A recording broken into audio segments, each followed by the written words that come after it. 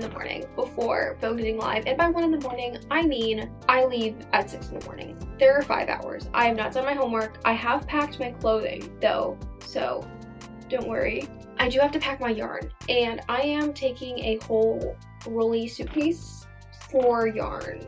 I know it doesn't make sense because the whole point is you go and you buy yarn and you bring it back, but we have to work with stash yarn because the marketplace is not open for that. I was planning on using this for another one, and I don't know if this is enough.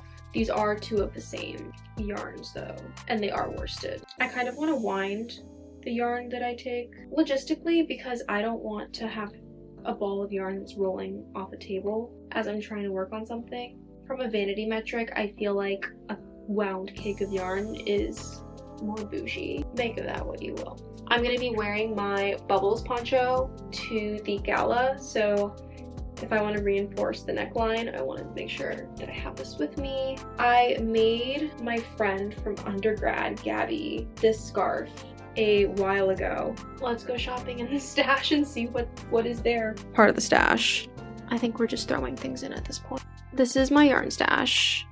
She's not extensive or organized by any stretch of the imagination, but here she is. So the Lana Doro is the same composition as the Barocco Ultra Alpaca. It is much softer, I'm gonna be honest with you, but I think these 3 colors are gonna work in terms of contrasting each other, so that'll be great. Okay, I lied. I'm going to go to bed. I'm gonna wind this in the morning.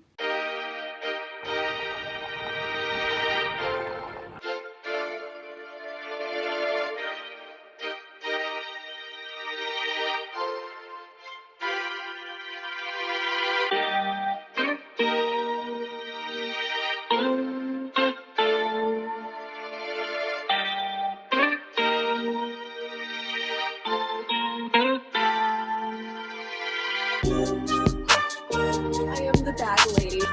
All of the bags.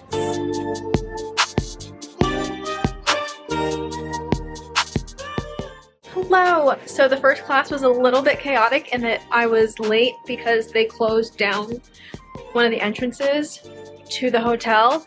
So I was sitting in traffic for an extra 20 minutes, plus the traffic on the highway coming in. So luckily I made it in, and I was able to pick up where the charts were at for the class, so I was able to do it okay by the end, but now it's time to go out to dinner.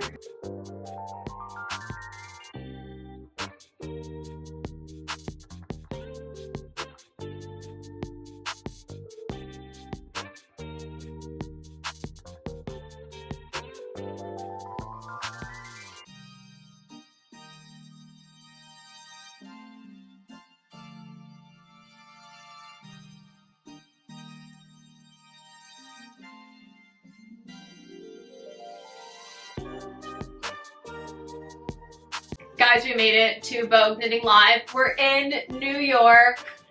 I'm so excited to be here. It was a bit of a whirlwind, and as you probably saw in my intro, I was wildly unprepared to come to class on Thursday. I actually rolled up to class 20 minutes late, and I'm very lucky that they still let me in to finish class. So let me tell you a little bit about how things went. Let me get my registration thing. It is so confusing once you first get to the Marriott Marquis because the elevator system is honestly way too tech savvy for my expertise, but I don't know why my town is on there. Let's go like that.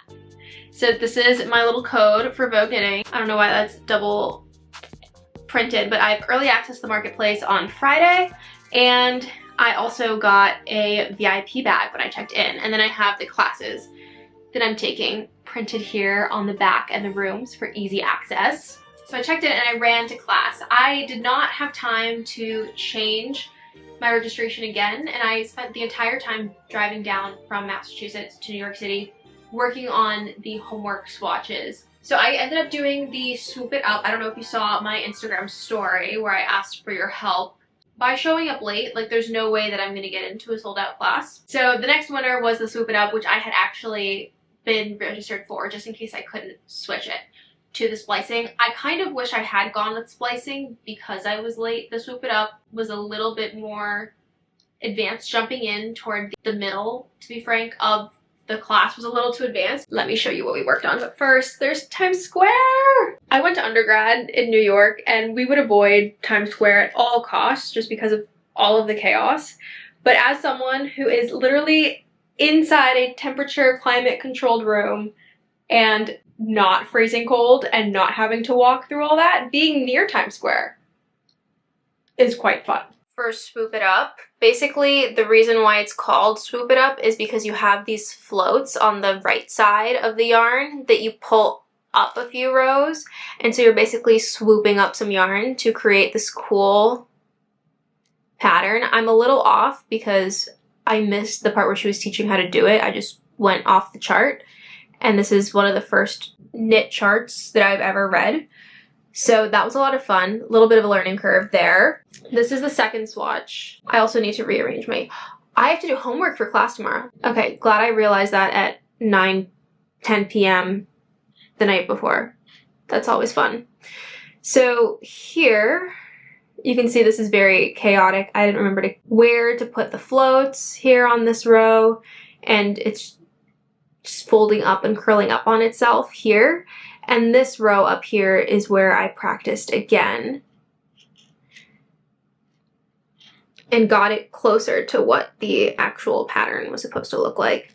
So it looks like there's these V's or these diamonds, once you keep doing the repeats, that you can do throughout the pattern. So this makes a cute little 3D. It would be great for a hat, a cowl, a scarf. I'm very glad that I learned how to do this. It's very cute. I love it. There's a little scavenger hunt. I actually have not reviewed this at all. So these are all the cables. I'm so glad I have the Chowgo interchangeable set because I needed all this stuff for class today. Okay, yes, I have been dilly-dallying on opening up the VIP bag. I'm just so excited and so happy to have received this. I have not looked at what's inside. So this is just gonna be a live reaction. The bag, very cute. I like that there's a closure. It's nice and sturdy, and it definitely fits a sweater, which is what I need a project bag for. So definitely happy with this. Let's go with paper. Oh, so this is the Harlow Flip. This is a pattern by Andrea Mowry, I believe. Yes. I have not knit a beanie before, so this is going to be very helpful. Ooh, I've seen entrelac in a lot of Instagram posts, and there's a whole book here on how to do it. Are there patterns? So entrelac, I think is how you pronounce it. That's how you are able to do the crisscrossing motifs in knitting. It adds a lot of texture and intrigue to an item. Sometimes it's more obvious than not. So like with this hat, that looks like a grape, very, very obvious. Let me try to find something a little less obvious. Ooh, this looks like a cable and looks like an entrelac. Very beautiful. There's a lot of good patterns in here. Mixing a little bit of embroidery too. Definitely going to be a lot of fun to dive in and play with. Oh, I was choosing restaurants to meet my friend David at. We decided to go to Gatsby's Landing. I got a nice burger. It was way too big of a burger, so that is my dinner 2.0. There is this beautiful yarn from Farmer's Daughter. This is a 100% Montana and Wyoming rhombule. I don't know what that is. Is that still sheep? Is that a line of sheep? It's in the shade Juniper. It is very soft in a way that non-superwash wools are not. So I'm wondering what kind of... So this is wool. It is hand dyed, which is awesome, and it is very, very soft. I think I could actually tolerate a sweater out of this. Very tall order, tall thing to say. There's another beautiful skein of yarn here by Dream State Spin Cycle Yarns. 100% American wool, super wash. Ooh, very cool, very funky. This will be a great contrast color, and it is 3 different colors spun together. Very, very cool, very, very interesting, especially if you hold it up against a like beige or white. They also go together. There's a little bit of green here. We have, oh, it's a cute bandana, and it's in the same design as the bag. I've been really into silk scarves recently, so tying this to even the bag could be cute. It could be a vibe. Our last items, we have a knitting sticker and we have a Palette Scout color flashcard kit, which is honestly the one I'm most excited about. I always struggle to visualize color and pick color for my projects. Different color combinations and lay them next to each other is going to be super duper helpful.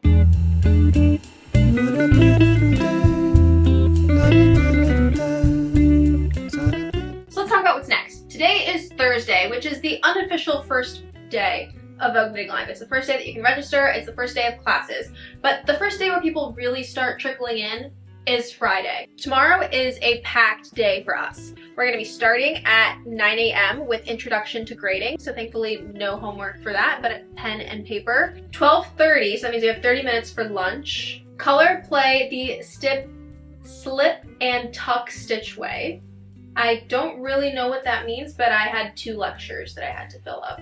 So that was the more interesting one of the lectures. 2 p.m. we have the knitting with 2 colors, stranded color work, specifically for Fair Isle knitting, which I have wanted to do for a very long time, and you probably already heard my rant about it at 3 in the morning this morning. So I have to figure out how to do my homework for the Fair Isle at some point between now and 2 p.m. Let me show you the yarn I'm going to use. I had my yarn winder in Swift for a short amount of time. It's been a few months, but this was the first time using my yarn winder in Swift that yarn actually flew off of the Swift as I was working on it. As it was winding, the centripetal force literally made the cake fly off. The alpaca silk by Artisan Yarns that I got at the Wayland Fiber Festival.